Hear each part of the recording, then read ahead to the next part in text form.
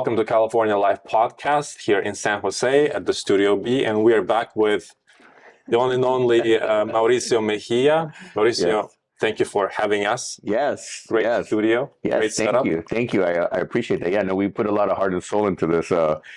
We've come a long way from a small little one, very small studio to now we have 4 different sets here inside of our new studio. Indeed, So and you have a kitchen. yeah, that's also a set. So even though it's a working kitchen, it's also we're going to utilize it for some kind of cooking segments or other type of product placement segments as well. That's fantastic. Congratulations. Thank you.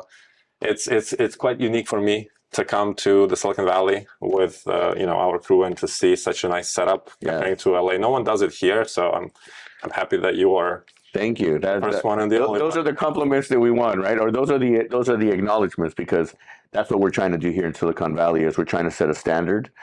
You can find these in LA, these types of studios, or you can find them in Miami, New York, but nothing here in the Bay Area. Not even San Francisco has anything like this. So for us, it's we're excited because we have an amazing team, and I think that I'm certain that 2025 is going to be a very successful year for us in creating content. So Absolutely. We're excited. Yeah. Well, it's not just content; it's bringing value to the community. Yes. But rolling back, we've known each other for quite a few years. Yes. And yes. I've gotten to know you more through your book. Yes. I had a privilege and chance to have it from you, to have it signed, Smoke and Mirrors.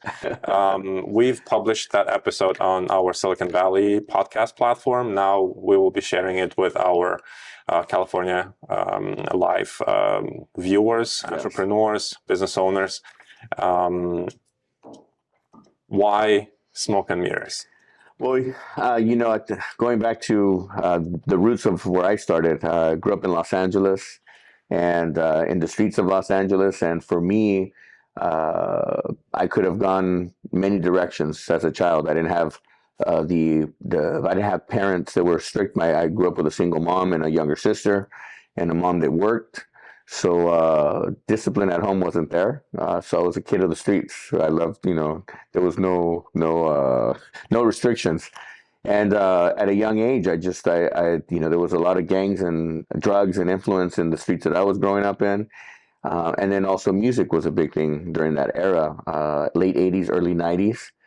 And I just, the universe, God put me on a different path, had some bigger things for me. And I fell in love with music, and then at a young age, started liking to produce events, parties for my junior high. I used to produce the junior high dances, and then I graduated to doing some of the stuff for the high school, and then really I started going to these teen parties, and then it just started embedding in my head that by the time I was 16 years old, I was already doing 18 and over parties, and when I was 18, I was doing 21 and over parties. And I ended up moving to the Bay Area, and I write that in my book, Smoke and Mirrors. I talk about my journey from leaving from Los Angeles to the Bay Area, and then dominating the entertainment industry here in the Bay Area. I saw an opportunity and I took it, and for 25 years I did entertainment, nightlife, concerts, promotions, all types of different bars, lounges, restaurants, and Smoke and Mirrors is what it is. It's pretty self-explanatory. It's a facade. It's a lifestyle. It's an illusion. The goal is to take people away from the reality and show them something, give them a moment of escape. But nightlife, you can also fall into the traps of the nightlife. So for me, I share the story of the Smoke and Mirrors. I mean, it is what it is, right? People go in and then they have a good time and then they go back home to their reality. So right. When I was reading that, I shared with you. I saw first of all, I saw a film. Yes. Yeah, that's the goal. That's the goal. Right. Now, before we get deeper into the story, what was the thing, a person, the moment? What was that substance that took you away from the bad influence of the streets, the drugs and stuff like that, into the good side? I fell in love with the glitz and the glamour. I fell in love also with seeing money and power. I at a young age, I identified power in the sense that when I saw these people that were doing entertainment, they were calling the shots and everybody was following. And I saw that, I caught that at a very young age.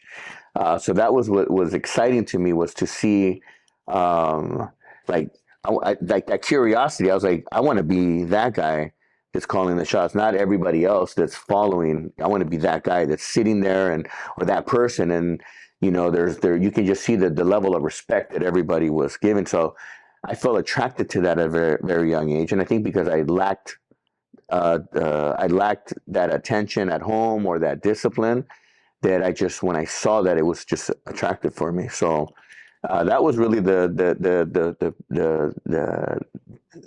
what caught my attention. But I think also too that music at the time, music was just good. It was, the energy was good, and I think that's really what fueled me. And music, people, dancing, nightlife. Something about the nighttime that just makes people, act differently. So right. The release yes, something that is inside. Mm-hmm. I know that many kids in LA, and your story begins when you were a kid. Yeah. They try to become a musician. They try to become an actor, an actress. Yeah. But you've discovered that business side of things. That Yes. the parties is where the deals are. That's right. Quite often. Yes. What was that moment that you've decided not to become a musician, not become an actor, when you were all around, surrounded by that stuff? That's a great question, and I have a perfect answer. I don't have the patience. Right. I don't have the patience to sit in a studio and do the same thing over and over to try to get it perfect. I couldn't be a DJ because the DJ takes a discipline. You're stuck behind a DJ booth, and you're stuck. Right. I'm the orchestrator. I am the guy that creates, and I can create in the moment. I can tell if the music is off. I can tell if the bartenders are off. I can tell if the service is off. So for me, that's where I shine, and that's what gives me the energy. I don't have the patience to do that. Could I have done it? Absolutely. I mean, I was surrounded by many TV, movie agents at a young age. I was surrounded by a lot of celebrities, artists. At a young age, I saw a lot of people with money at a young age. But my drive and what I love to see or feel was the movement, the creative side. I love to create. That's really where my juices start to flow, because I want to create. I want to create that magic. So that's what motivated me. And when you mentioned you started creating events for high school and then for 18, 21. Yeah. What was your plan? What was your vision? What were you creating? It's funny. I laugh because to me, I just wanted to be the best promoter and the best of what I did. Mm-hmm. And I set that standard at such a young age for myself, just because I really don't. It must have been an inner talent, a talent that God's given me. It's just, I wanted to be the best. And my goal during that time is I want to be the biggest concert promoter. I want to be the biggest nightclub owner. I want to be the biggest everything. I want to be a millionaire at a young age. I wanted to have the coolest car. I mean, at a young age, I was already thinking of Lamborghinis, Ferraris. I was already exposed to certain things that just created that ignition inside, that fire inside of me, that made me want those things in life. Yeah, and I've accomplished them. So, right, and you do mention those details in your book. What does a promoter? Because you mentioned you wanted to be the best promoter you can be. What does the promoter do? What does it entail? So there's different levels. There's street promoters, people that are going out in their back, because there was no social media back in the day. So in order to get the word out, you had to actually go to the malls, or you had to go to other nightclubs at night and plaster all the parking lots. It was like almost like a paper route. You have to go throw papers to get the news out. Right. TV and radio were so expensive back then, so we had to do guerrilla marketing. So So that's how it started. I became a promoter for a few Hollywood promoters at a young age because they saw, oh, look at this young kid. We'll give him a couple $100 because they didn't want to go out and do all the grunt work. Right. And for me, the grunt work was actually exciting because I'm walking around with flyers and I get to talk to people. I had I was never shy, and it was a way for me to break the ice with women. Actually, it was like, hey, ladies, come check out my party. Like it was an easy approach, and it was easy. Right. So for me, that was part of like the drive, because the more that I got to get out, the more people I got to meet. And every night was a different night, and every night I got to meet different people. So that's one level of promotions. And then when you start to graduate, once you become a producer or you're working with a group of guys or a group of people, you get to start inputting your ideas on what you think works and what doesn't. I mean, from the design of a flyer or marketing piece to even the vibe of the parties. I mean, and what was the beauty is that at a young age, I got exposed to being in some of the hottest nightclubs in LA, in Hollywood at the time, that I got to see what works and what didn't work. And everything that worked was instilled in me, that when I did it, I wanted to do it better than what somebody else is doing. So I always raised the standard or raised the bar for myself, because I wanted to do the best of the best. I always wanted to do things on the high end.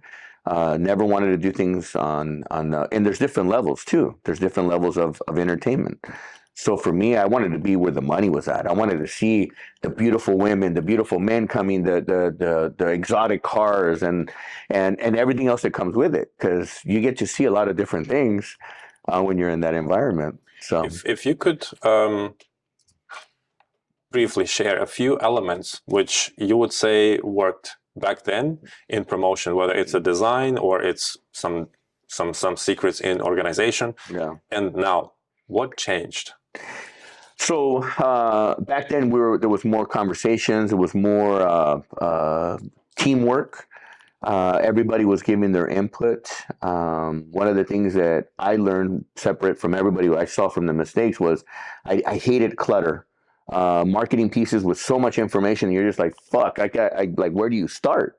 Right. It was, to me, it was who the presenter is, the name of the event, location, date, time, and the DJs, and then who's hosting it, right? But some of these promotions, they were putting drink specials and all kinds of they're trying to sell so much. So that was something that I gathered, and as I started to design my brands or my parties, I like them clean. Perfect example, one of our teammates, Tyler, is the one that designed this. That to me is clean. Right. There's no clutter. Right. It gets to the point. What is Studio B? Well, if you understand that industry, you can get it like, oh, it must be some kind of content house. What is that? Oh, they must create content. So right. You keep it simple. It's simple, they keep it simple, stupid, they say KISS, right? It's, you don't have to oversell. You just let the imagination run. Right. So that's what, for me, was back then, was that we got to work and create. Just like anything, like the movie industry, the music industry has evolved, so does the entertainment industry. If we think about back in the day, VHS tapes, then went to CDs or to the CDs, and then you go to from music, you go from records to tapes to to CDs to jump drives now. I mean, to now no, it's all satellite radio. Right. The entertainment industry has also evolved, where in early 2000s, when the social media or the internet was introduced, and then social media started to become a part of the world. I mean, we go back to MySpace. I mean, MySpace was kind of one of those, one of the first social medias. Even actually before that, AOL was, used to go in the chat rooms and try to spread the word of the things you were doing. As that got more integrated with nightlife, and people started becoming more accustomed to that, we started to get these influencers. We were influencers, but in a different way. We can go hand-to-hand combat. These guys were like shooting, emails or shooting, messages in these little groups, and they were getting results. So you have to learn to adapt. So I think that's really what the differences between back then and where we're at today, and it continues to evolve. I mean, today the industry, I love my industry. It's always going to be a part of my DNA, but I would never go back into it the way that I was fully immersed in the past, just because I've been there, done that, and I just have bigger things that I want to do in my life today. Right. So, you've mentioned multiple very interesting details, moments, beginning with the Studio B. And the first question which comes to my mind, where's Studio A? So, part of my background, I was a radio, television, and film major, business marketing. That was a double major, San Jose State. And starting at a young age, I wanted to work in radio. Right. So, in the radio industry, or in that world, Studio A is where the jock is at, the on-air personality is at, and that's where the controls are at. Right. Studio B has always been where the DJ and the guy that creates the magic has been. So it's kind of like the stepchild to the whole. But really, Studio B is where the cool people are at. So you don't want to be in Studio A, you want to be in Studio B, because that's where the fun stuff happens. Just like there was always records, there was always the side A, and then if you wanted to have the remix, you go to side B, because that's where the cool stuff was at. But anyway, so that's where Studio B in my mind came about. I've always wanted to have a Studio B.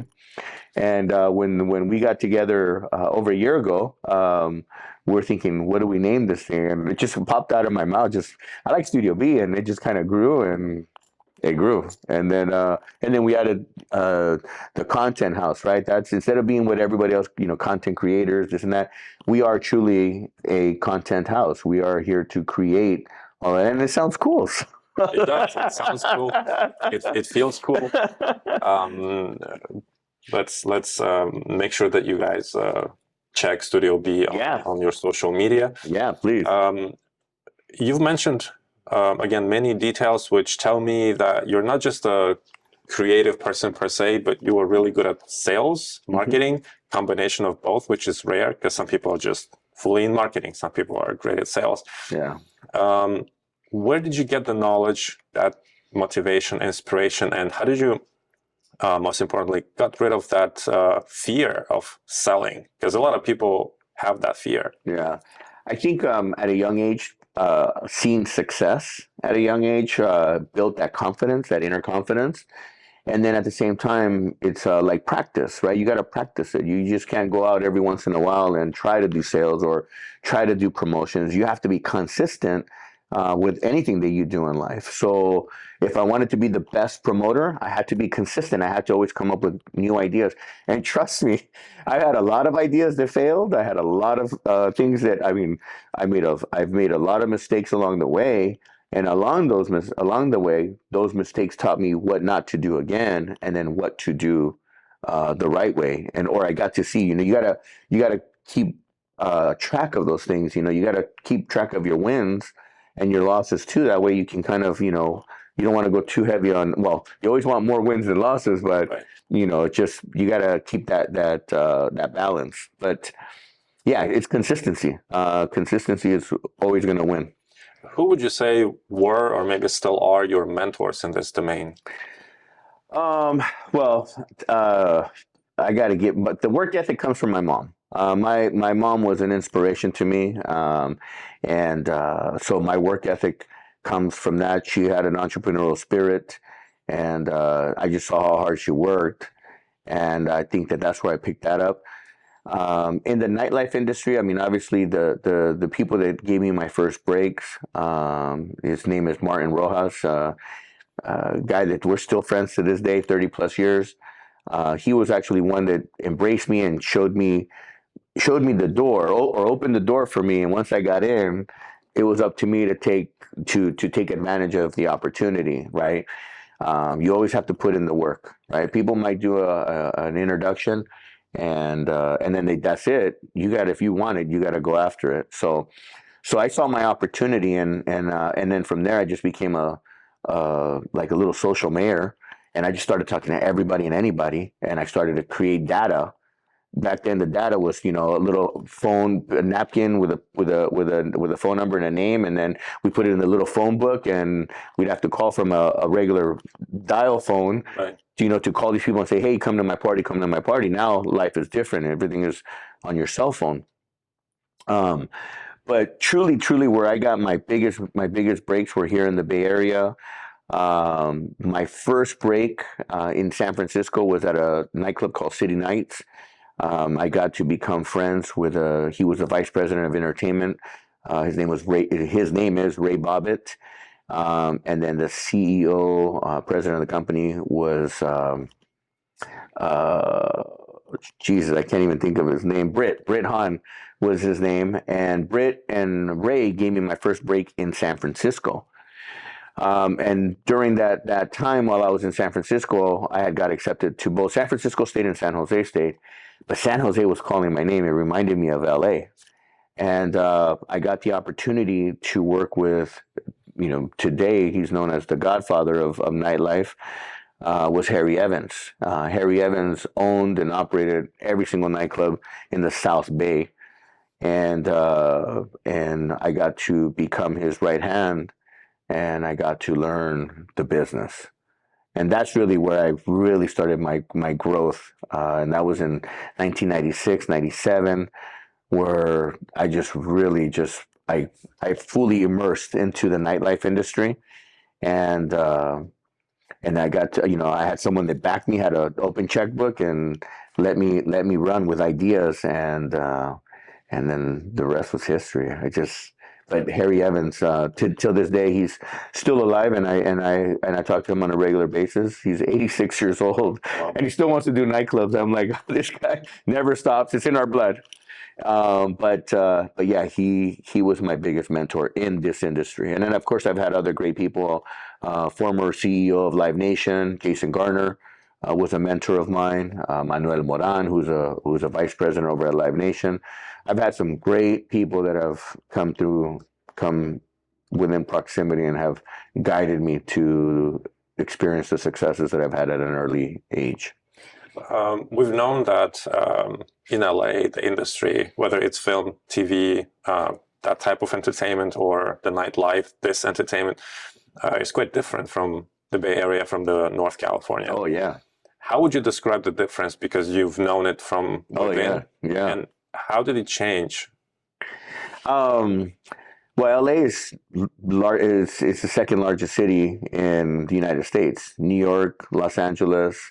Then you can go either Chicago. Then there's Texas, Miami, and then the Bay Area, San Francisco. Right.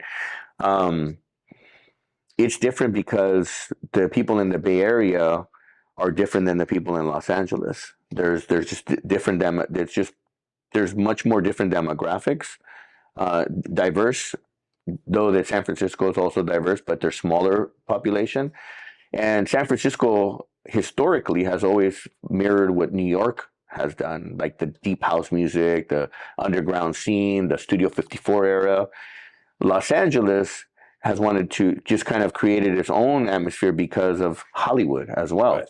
So for me, in my opinion, is that what I learned in LA, everybody else was also craving for a little bit of this. Mm-hmm. So when I came up to the Bay Area, there was the people didn't understand that different vibe. So when I brought that flavor, it's like, ooh, everyone was curious.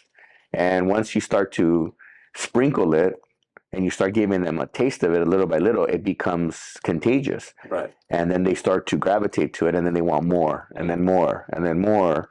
And then you're starting to evolve and create this culture. And that's really what I did, because when I moved up to the Bay, I started with the same idea that we had in Los Angeles.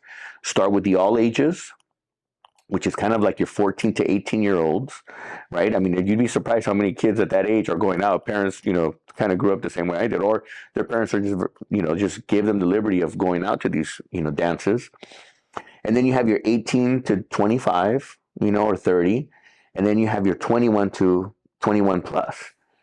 So what I did is I started to cultivate the scene at a young age. I started with my all age parties on Sunday, And I used to get 1,500 kids to come to these events. I mean, $20, 1,500 kids. You can imagine. I'm a young kid, and I'm going to university. I'm making more money than probably some of the professors are there. Mm-hmm. And then at the same time, while we're doing the all ages, and they're graduating to the 18 and over because they don't want to hang out with the kids anymore.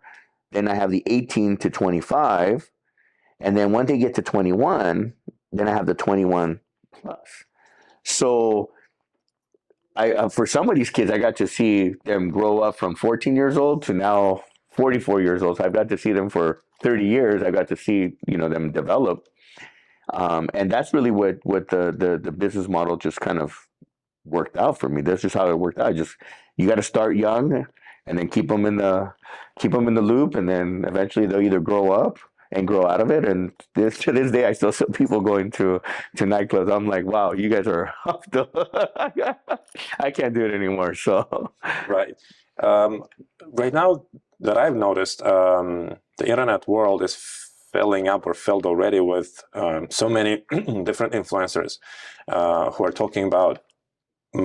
For men, how to be more confident, how to talk to a woman, all stuff like that. I should start my own channel on that. This is what I'm coming to now.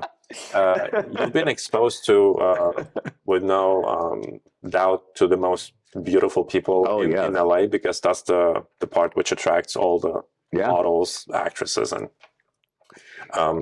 the beauty industry. Yeah. Right?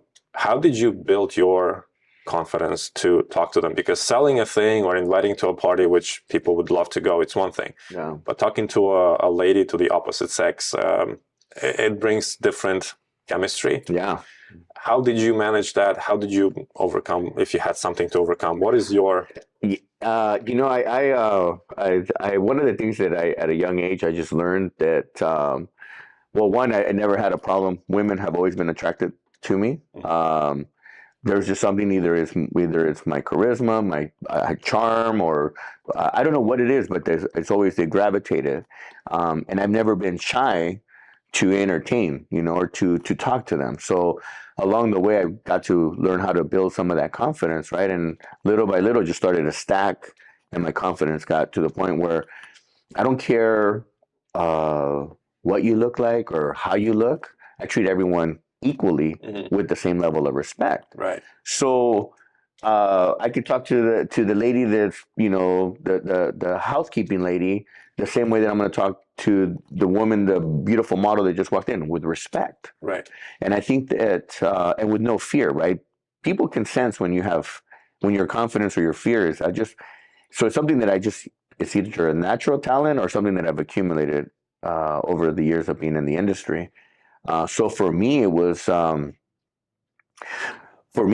just had it in me. I had no problem talking to the supermodel or the celebrity and, inviting them to an event, because I was also confident of what I was also providing for them. I knew I was providing a fun, safe environment with excitement, where not only you're the only celebrity, but we got a whole room of other celebrities, or we have a whole room of other people that are in the room that are there for one reason: to have a good time. Right. Well, what I'm hearing is your accomplishment was backing you up, so you had no reason to feel not confident. Right. Yeah. Because I'm accomplished enough, and you're attracting, you're not chasing. That's what. Oof. Yes. Yes. It feels from your. Yes, and thank you for saying that. It's interesting because I'm this year has been the last couple of months have been pretty interesting for me, where I feel that I haven't been attracting, I've been chasing, and it's not in my personality to chase, because I don't chase. I think that what has happened in this year, even though it's been a great year in business and a lot of different opportunities, I fell into a trap of my own, where instead of becoming the person that attracted, I started chasing things. I started chasing a business. I started chasing the success of the business. I was chasing the $1 billion dream. I was chasing the woman that I wanted to have in my life. And what happens is that then what I've learned from this, and I'm learning this today, is that I became vulnerable. I became my armor started to, I started to have cracks in my armor, and then all of a sudden I had a crack, and then it got in, and it's almost like an infection, right? So for me, it's just just building that confidence and just having that energy inside to just, not be afraid. Just go after it. I mean, what's the worst that can happen? A no. Okay, that no to means is a direction. No means, okay, well, maybe that line didn't work. Let me try another one. And you have to be witty. You have to be on your toes. You have to just be ready for what's next. So, and never give up. Never give up. Just, no, okay, well, how bad do you want it? You're going to try to find a yes somewhere in there. So, right. Well, you see, you have a very outgoing personality. You're very well outspoken. Now, if we would take men in the Silicon Valley post-COVID, everyone is more locked. Yeah. There is less communication. Yeah. People mostly spend time on social media or they play games when communicating. Yeah. If you could pull out 5 advice for men who try to be men, because some men are not trying to be men, which is fine. Yeah. What would you advise them to practice in order to become better spoken and better in their communication with the opposite? Yeah. Interestingly enough, the Bay Area, San Jose specifically, there's more men per capita than anywhere else in the country. Oh, really? So there's more men than women here, which is interesting because you would think that the men would be more like kind of attacking, like trying to hunt, because the population of women are less, right? Supply, yeah. And interestingly enough, we're just in a very unique space because when you come to the Bay Area or Silicon Valley, you're here for 2 things: to make money and make money. There's really no other, and make more money, right? And a couple things here. This is in the tech hub of the world, global capital of tech in the entire world. So all the great minds come here, so their intentions are different. But I still feel that we need to have that masculinity coming out. Women love strong men, and men love smart women, and at least in this area. And I think that what we need to do is we need to get out more, right? I've never been a guy that likes to play video games. It's entertaining, but it's not something that consumes me. My drive is I want to build wealth. I want to build success. I want to make an impact. Really, is what I want to do. My motivations are to make an impact in this world, in our community, and the only way we can really do that is by having resources. And for me, it's cute, to think of a millionaire. I think billionaire mindset. Now the word trillionaire is starting to happen because we're going to see who's going to become the first trillionaire, and Elon Musk might become the first trillionaire. But the mindset there is different. The other thing is, get out. I mean, and be, go out into social circles, and yeah, I mean, but again, we also have to create those environments for people to go out. And right now, post-COVID, the world is still recovering from probably one of the biggest collapses of the hospitality industry. I mean, there's restaurants that are closing now 35 years, 40 years later that are now closing because, the last 3 years have been such a struggle that at what point do you try to stop the bleeding, slow the bleeding, or just fold and start all over? So again, it's creating that environment for people. But I think the other part too is men just got to stop being afraid. That's not in our DNA. We're hunters. We're not supposed to be afraid. We're any man that's living off of a woman too, I have no respect for. There's plenty of men out there that decided they want to live off of a woman. That's, to me, it doesn't resonate with me. So I think men need to step up and be what they were created to be, as men, and step up and protect and produce and hunt and do what our DNA has done for millions of years. So, what do you suggest men to do per se to build these characteristics? Because when we have everything online, work online, it does somehow weakens probably these things. How would you advise to build that masculinity? What would you? Well, again, the world has changed though too, right? So it's not like we can. You don't go to the mall to go find somebody. People are now so accustomed to go on these dating apps. Yeah. So I think again, it's not being afraid. Yeah. Right. So if you know, I don't know how these dating apps work. I honestly have never tried them, but I think that. I think that it's just like a numbers game, right? I think once until you keep trying and trying until you find that one person, right? And then you're not afraid to communicate and talk about what it is that you're trying to accomplish. I don't know because I'm so used to from a different world. Like I'm hand to hand combat. You know, if I see a beautiful woman, I'm going to compliment her, and if a conversation sparks, you know, green light, we start talking, and then things organically will start to flow. But that's just the way I am. So today, I mean, again, I would just tell guys, get out more, get out, and don't be afraid. Don't be afraid. Just you have to be out in the public. You have, I mean, at least that's the old school way of thinking, you know. And we can't control the way the new world is thinking. So that's very true. You know, people would always ask, okay, you're saying get rid of that fear, but how? Get out and do what, right? So yeah, well, and that's the thing. So then go to the environments that you want to be. That's the other thing is. If I want to meet someone of quality, then I want to go to a place of quality, right? What does that mean specifically? Well, let me try to give an example here. We'll use a store as an example. If I want to find a quality person, again, there's frugal people. You go to JCPenney, right? If you want to like, if you're shopping for quality or different, and you're on a different budget, you go to JCPenney. If you're looking for quality and you can afford more, you go to the Nordstroms or the Neiman Marcuses, right?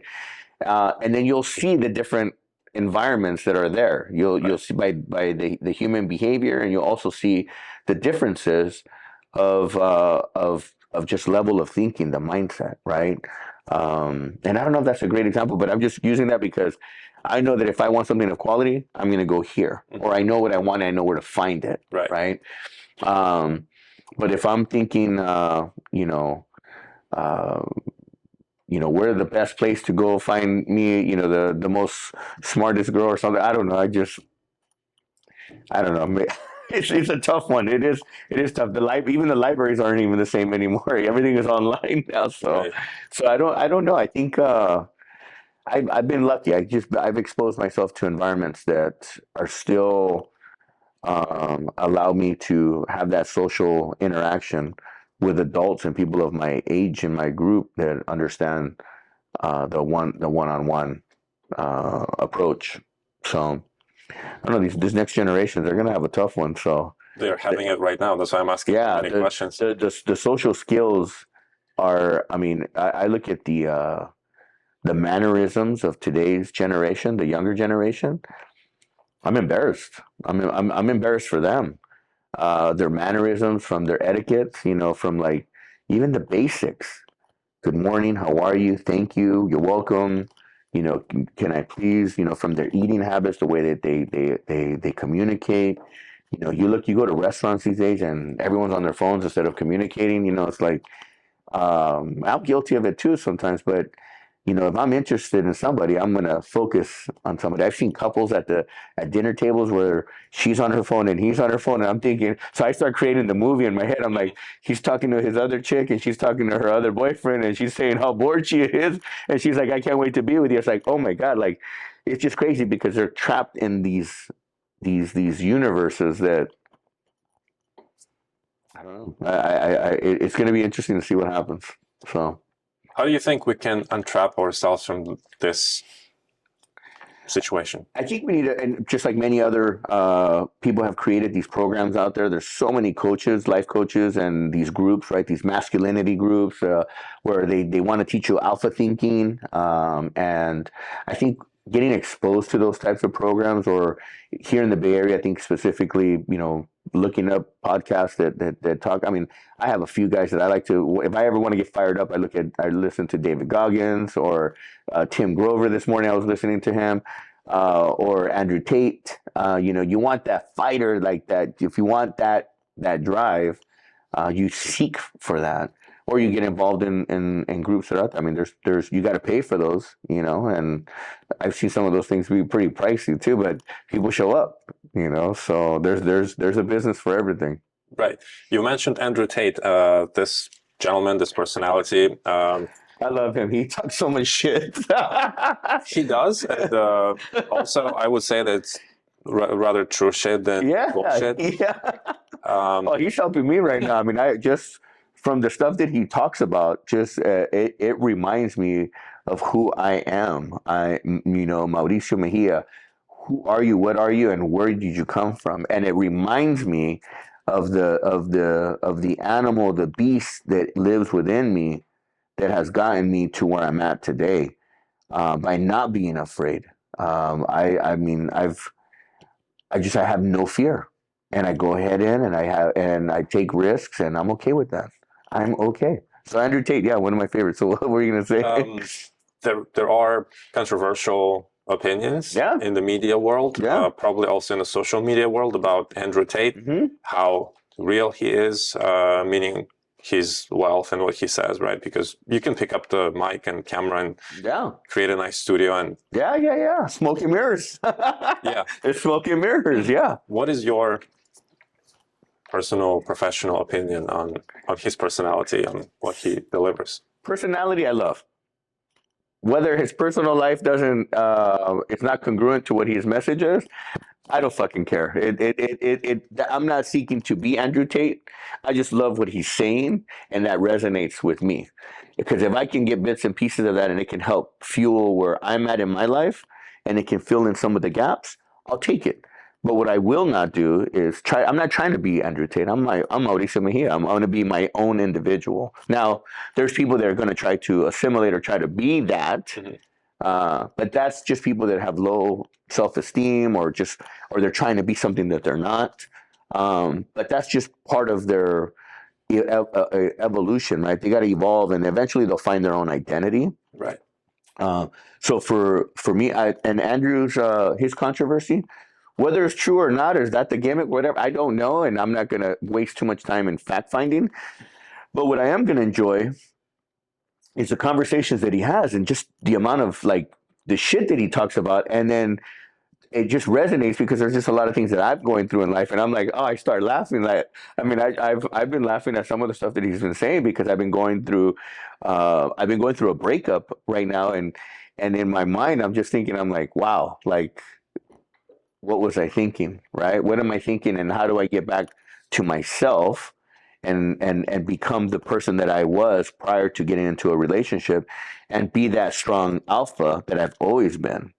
And so I look at him, and I draw bits and pieces from him and many other alphas that are out there, So, but yeah, no, I think Andrew Tate has got a great message, whether he's congruent. I mean, I did hear something today, I can live in Thailand and spend $20 on chicks every day. And I started laughing, because I'm like, well, yeah, your dollar will take you along far places in Thailand, but what do you do in Thailand for business? What kind of lifestyle are you living, or what kind of income are you generating, right? I mean, $100,000 in Thailand makes you probably feel like a millionaire, or $1 million makes you feel like a gajillionaire over there. It has to be relevant to the area. So I don't know.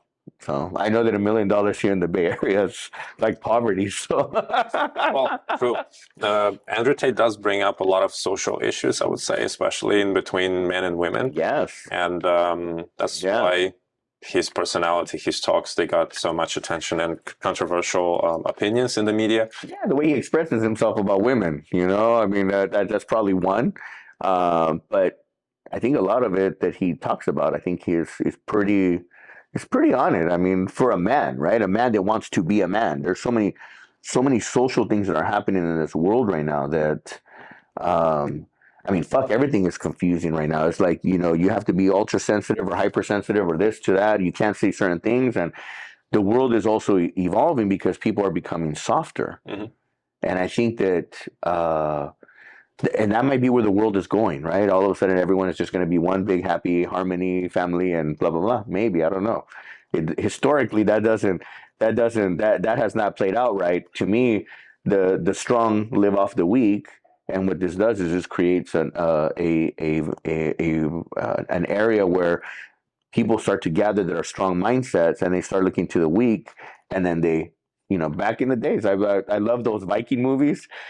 The stronger tribes went and killed the weaker tribes, and then they collected and robbed and pillaged them, So it's almost a similar concept. We're just in a newer era. Right, and the new generation does bring me some fearful thoughts about the future. Yeah, we are the strongest, the best country in the world, and if we get soft.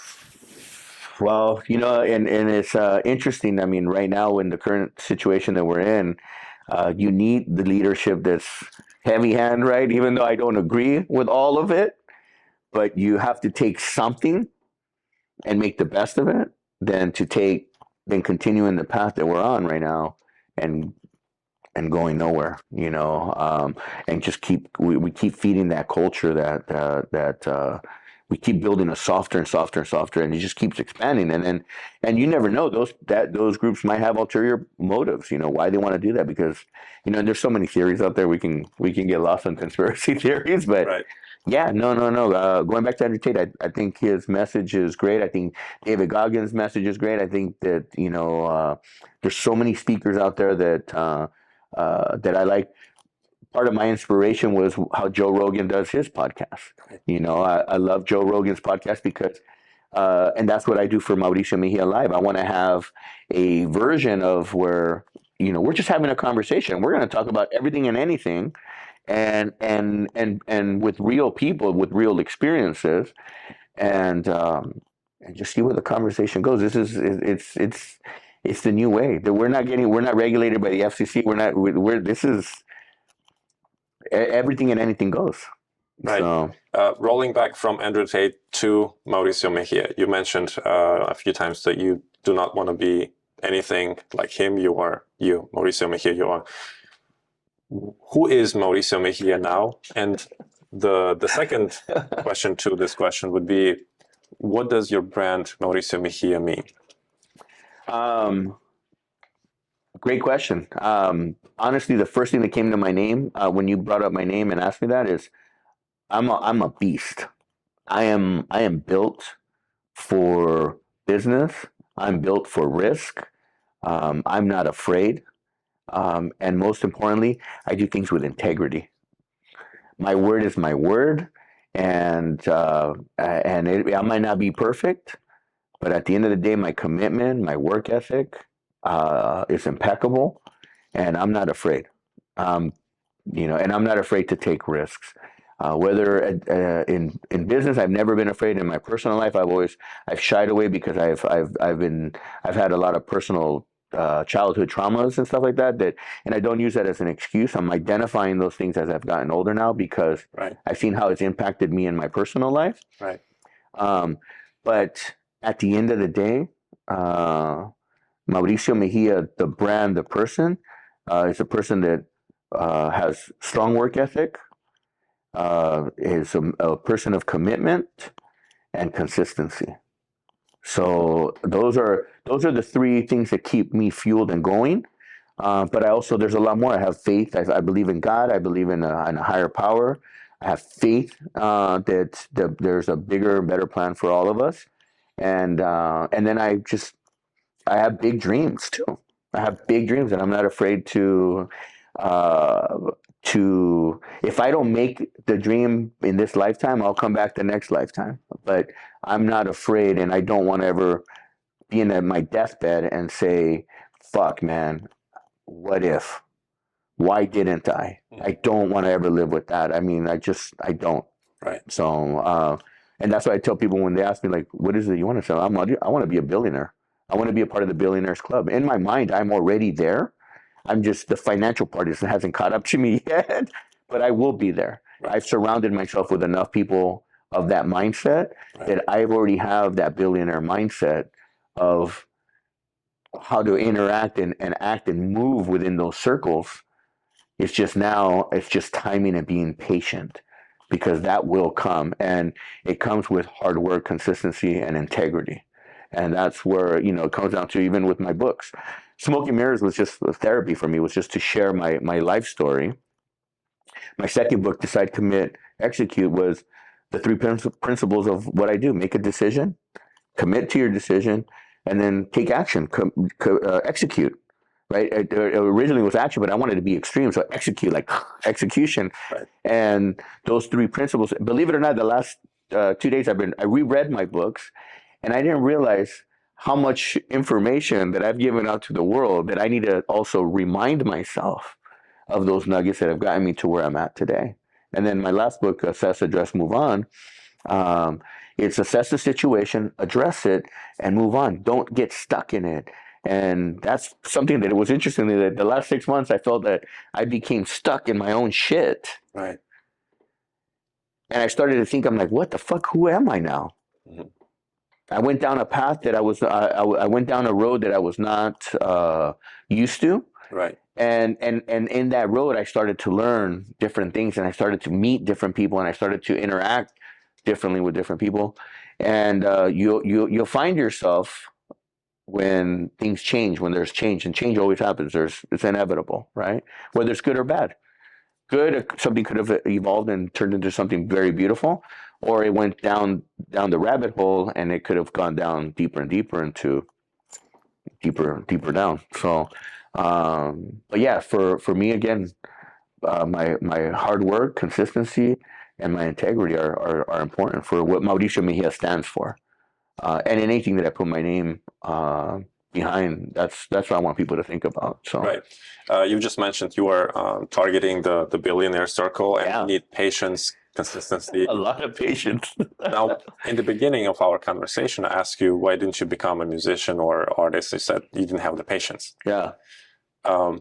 What fuels that power to build patience? Yeah. That you mentioned in the beginning, you just didn't have it or didn't want to have it.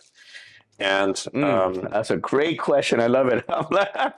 Yeah. After you answer this question, I have a follow-up. Well, I always want to be a leader. I want to lead. I don't want to follow. And for me to want to, I see what a billionaire does, or what a billionaire group or multi-billion-dollar fund or group can do. That's what I want. I want to be in that position, in that group, to make those decisions. I don't want to be the busy bee. I want to be the decision maker. Right. In my entertainment life, being a DJ is not the decision. He makes a decision in his own little universe by playing the music that he thinks is the right one to move the crowd. The other workers, they all play their role. Not everyone can be in the leadership position. Right. I choose to be in that leadership position. I choose to be patient when I want to be patient on the things that I want to learn and to grow on. And for me, the billionaire mindset, I'm still young. I'm 48 years old. I've been thinking about this shit since, in my mind, I should have been a billionaire in 2020 if it wasn't for COVID. I share my story of 2019. I hit $100 million. I built a $100 million company, and that destroyed. It went up in the air. I learned big lessons from that: partnerships, contracts, agreements. Money changes people. Yeah. Money changes people like fucking crazy. Like it just, you make $1 million. That's cool. If you never made $1 million, you make $2 million. Okay, yeah, cool. I doubled it. You make $8 million, $10 million, $50 million. You're talking big responsibility that comes with that. Right. One of the biggest things that I've learned from one of my current mentors right now in that billionaire world is, we do not own money. We are stewards. We are caretakers of money. We are to continue to put that to work for better, to continue to move things in a where we help others, we share with others, we invest in others. There's another gentleman that it made so much more sense, is Andrew Cordell from the Aspire Tour. Eddie Wilson, Danny Fleischman, those guys created the Aspire Tour. I got to follow them when they kicked it off here in Silicon Valley. Andrew Cordell says it best. Money. What is the original word for money? Currency. Okay, what's the root word of currency? Current. What does money need to do? It needs to move. Right. Needs to move. And in order to put it in the right places, you have to learn to have patience. Right. I'm attracted to that energy. I'm attracted to creating super wealth. I want to build my own high rise. I want to have my building Mejia on the building. I want to have Tower. Mejia Tower. Yes, amen. I put that in the universe. I want to have a Mejia Tower. I will have a Mejia Tower. I will get to that point. I'm very in the world, in the universe that I'm in right now. I'm young, considering other some of these billionaires. I mean, you can look at Mark Zuckerberg's a fluke. There's not too many. There's only one Mark Zuckerberg. He got to where he got. There's only one Elon Musk. There's only a few of those people because they were at the right place at the right time at a very young age. I look at myself. I made my first million at 25. I was at the right place at the right time in the universe, the perfect storm. And it wasn't 1 million. It was a multi-million-dollar deal when I opened up my own ultra lounge, and then I started cutting real big deals. I was like, shit. All right, my first deal was a $4 or $5 million deal. I say a million because that was my first $1 million deal. But the life of that thing was amazing. And then to go from that and then doubling and doubling and then losing it all, because we talk about that in my book. I talk about where I went from Ferrari to Ford Focus, and at a young age to have those kind of luxuries. Again, it goes back to money makes people do some weird shit, right? I thought it was forever. So from 15 to 25, 10-year run, all I knew was success. Yeah, little falls and you fall and scrape yourself and little losses, but when you hit that break, you're like, it's like a movie star, right? They've been doing all the bullshit commercials, all the print work and all that, and all of a sudden they get a starting role. Right. Boom. What happens? They either lose their drive or they get more hungry and they want more. And then that then separates the artist from the 99% of Hollywood to the 1%ers now. And then from the 1%ers to the elite the 1%ers are the 1%ers. Right. And that world, so it's similar in my universe, right? The entertainment is, I wanted to be this. And then as I diversified and grew up and got older, I wanted more in life. Real estate development is a passion of mine. I'm very fortunate to be working with two very predominant groups, one here in the Silicon Valley in downtown San Jose, and another group in the Oakland East Bay area where, we're talking combined your $10 billion worth of development in the next 5 to 10 years. Right. And that's, if you think of $10 billion, that's $1 billion a year spread out over 10 years, right? But when you're combining, you're seeing these things and you're a part of them. You get to learn and be in those circles, right? And that's what drives me. That's why I'll have the patience to learn, and it's hard for me because I want it now. I get frustrated. I'm in bed and I'm saying, "What the fuck? Like, why am I not where I'm at in my life right now? When I'm working hard, I have integrity. My work ethic is what, like, you start questioning yourself, and then you have life that kind of comes along the way. COVID, no one was expecting COVID. 2019, I hit $100 million. I had launched a company in 2014 at the same time called Latin Life. I was a co-founder of this media company, Latin Media Company. In 2020, we were filing our SEC forms to go public in February. March, a month later, fucking COVID happens, and it destroyed the $1 billion unicorn that we were building to roll out.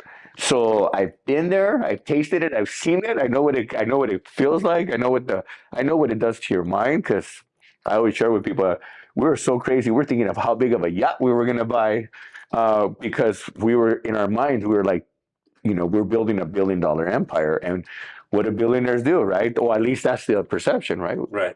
Go buy a bunch of toys and live life and, eat caviar for the rest of their life. So that's kind of where I see I have the patience for. With gaining the successes that you've gained and then the facing challenges that you've faced, losing, building back, stuff like that. Also, that you say you don't have patience, but you can decide to have it. Right. And you've mentioned a few different names which you either consider mentor or you get inspiration, like Andrew Tate. These things, they require discipline. Yeah. When we're listening to someone, it gives us inspiration. It's like a spark. Yes. But what gives you the discipline? Oof. I always say this to people: how bad do you want it? Right? You have to hit the core of a person. How bad do you want to be what you want to be?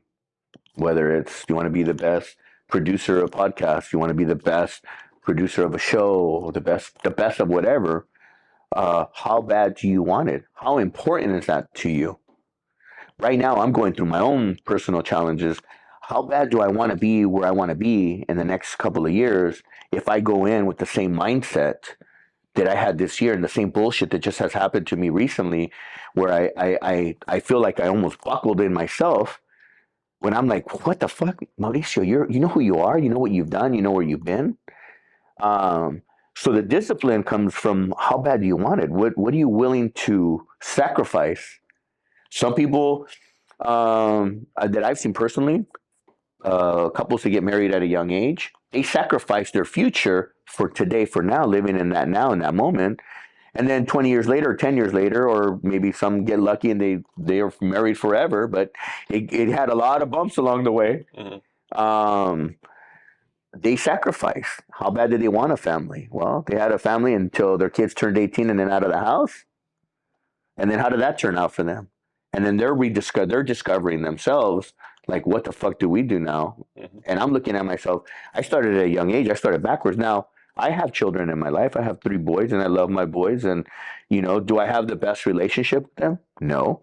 And there's their reasons for it, but I don't dwell on it. Why? Because I also know from my experience that I grew up without a father, but as I got older and I sought for my father, and I found him, I built an amazing relationship that from 25 to now, 48, I have one of the most amazing relationships with my father today. And I've forgiven the past, and I've moved on from the past. I use my own stuff.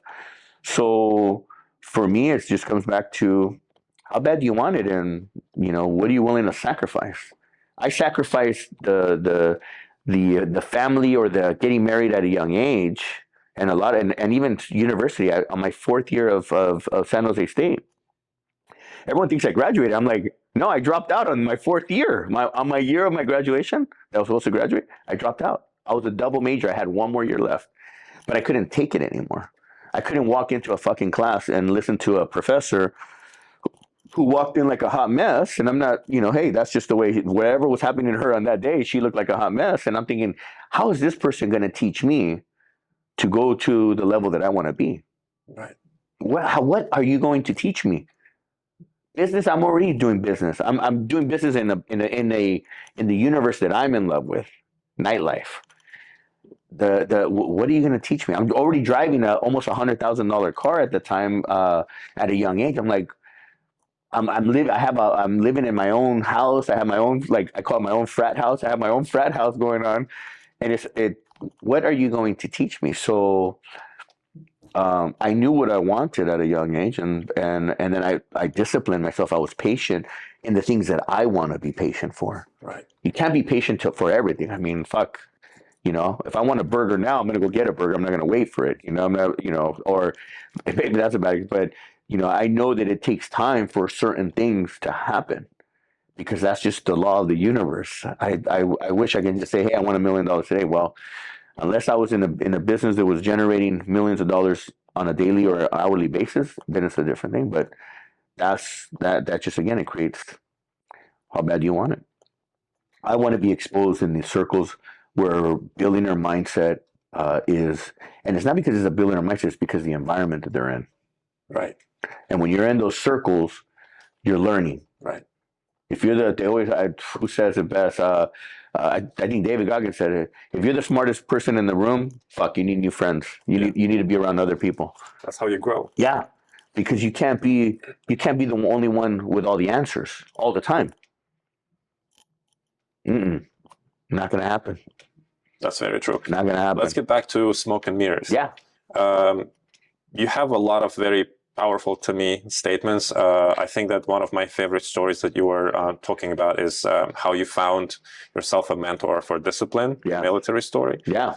What would you say would be an equivalent of that school today for kids? Well, I mean, it also depends, right? I mean, I think right now for kids, we need to start teaching them financial literacy. We need to start teaching them business. I think they need to become more hungry and looking for how to become innovators instead of employee mindset. And not everybody is built that way, right? Not everyone has that DNA. But I think that if we expose at least part of it, that we'll have enough people that will get interest in learning that versus just following and just going through the process. So for me, at a young age, partly because I felt that I didn't have the discipline, I enrolled myself into the LA County Sheriff's the cadet program when I was a kid, and it was kind of military, kind of the way they treated you. You know, there's discipline. I mean, it's just. Because I didn't have structure, so I didn't know what structure was. I didn't have a dad fucking yelling at me, "Oh, you're coming home late." No, I didn't. My mom was like, "Yeah, just get home whenever you get home. Let me know when you get home." Okay. Fuck. I'm a kid coming home at 2:00 in the morning. You know. So it just depends. We have to see what is out there. What kind of what exposures or what things we can be exposed to that can give us that. I mean, there's a lot of. There's programs out there, but if not, the education system, or we got to create something, you know? I mean, kids are so savvy now these days. I mean, they're looking up shit on the internet, you know, how to make $1 million, you know, and there's plenty of videos on that'll tell you how to make $1 million, but you have to do the work too. Right. Everyone thinks that it's overnight success. They don't understand that it takes a lot of time. And that's the problem with this next generation is that they have zero patience. Mm-hmm. Because they think that after they watch the video how to make $1 million, that all they got to do is this, that. Well, there's a whole learning curve. And backstory to the story. That's right. And quite often people who are posting these videos not really who are making those millions. No, I you know, luckily I can say that I have, so I can say with confidence that I've been there. Right.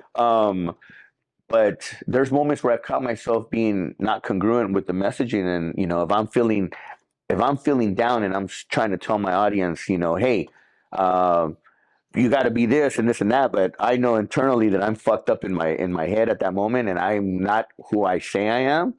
Then but I'm able to course correct that right away. I'm able to say, you know what, I need to be in a better mindset. So there's moments where I take time from social media because I just don't want people to see just highlights. Right. I want them to see some authenticity that comes out of me. Right. People can tell, man, if you're authentic. The algorithms on these internet things now, it's interesting. It's I see it even on my YouTube channel. I can see when I'm throttling up or throttling down. Andy Frisella says that best. He goes, YouTube has an algorithm on the back end that sometimes they're censoring you, sometimes they're not censoring you. It's so up and down because whatever it is, whatever frequency that is picking up on the back end is giving whatever algorithm direction. So. But no. Very true. Yeah. Well, again, I'd like to invite our viewers to get the book. Thank you. It's Smoke and Mirrors. It's available in Amazon. All my books are Decide, Commit, Execute, and Assess, Address, Move On are all available on Amazon. I'm self-published. Hopefully, we will get more episodes with you on each book. Absolutely. That'll be exciting for myself, and I believe. Now, the 2025 is just around the corner. Yes. What would be Mauricio's 5 statements? What is the vision for 2025? Well, 2025 for me is about being hyper-focused. It's about self-healing for me. I'm doing a lot of work on myself. One of my mentors, good friend, Stedman Graham, says it best. In order to lead others, you must learn to lead yourself first. And that comes from a place of love, self-love. We have to learn to love ourselves first, but before we can go learn to love others, right? And give that energy to other people, right? So for me, I need to 2025, and I started the work already, is I need to now dig deep and heal the certain things that have affected me, that have allowed me to not make the right decisions, or the decisions that I've continued to make. So it's kind of like an upgrade to my operating system, right? I have to upgrade my operating system, just like an iPhone. Every year we're upgrading to the next phone or the next operating system.